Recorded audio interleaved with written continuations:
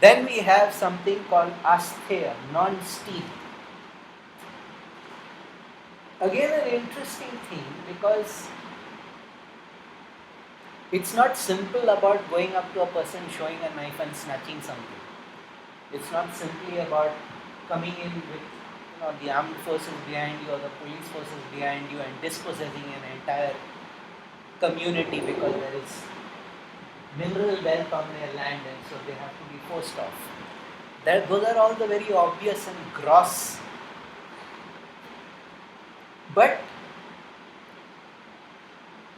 every time we eat even a grain of rice, we are stealing its life.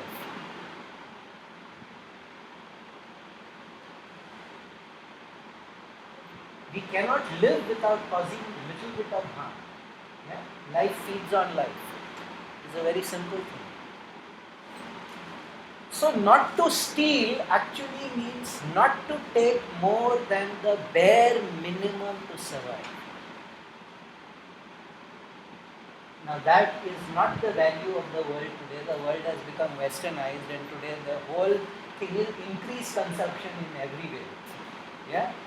The brighter, stronger, more powerful gadget in every way. So all that is stealing. Where are we stealing from? We are stealing from the future generation. We have brought the planet to the brink of catastrophe and nobody is willing to accept it. Let the sea levels rise. Maldives is anyways going underwater very soon. Let the sea levels rise, let the level of the sea of Mumbai change, then probably we will start developing some sense about it. But all this comes because of not understanding. You cannot keep stealing. We are stealing from the earth. We are stealing oil. We are stealing natural resources. You cannot keep plundering in this manner. And the psychological kinds of thefts are much worse.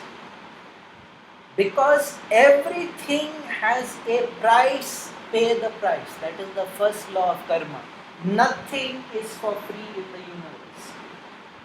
Absolutely nothing. You have to always keep judging. Is that price worth it? Is that price worth it? And one of our biggest problems in the country today is this. We want the best things, the things that can transform you, the greatest spiritual things to be free. And that is the number one reason why we are poor.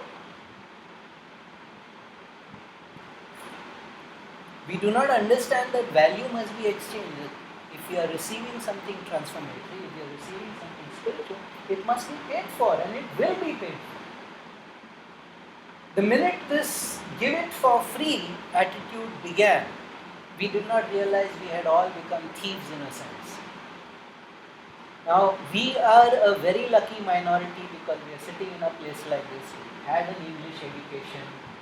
What is our responsibility to give back to society? We have to think about that. If we are not giving back, then in that sense we have failed in Asteya.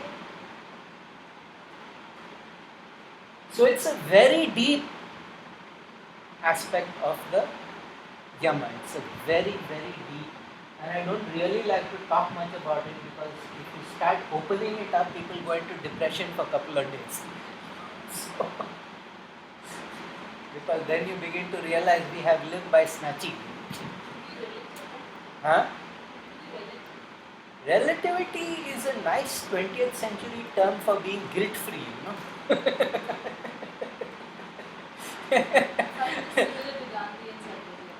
Yeah? Yeah.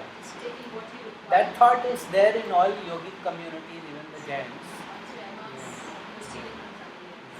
We are stealing. We are absolutely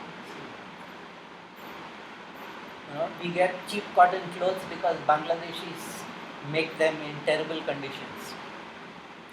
That karmic price has to be paid somewhere.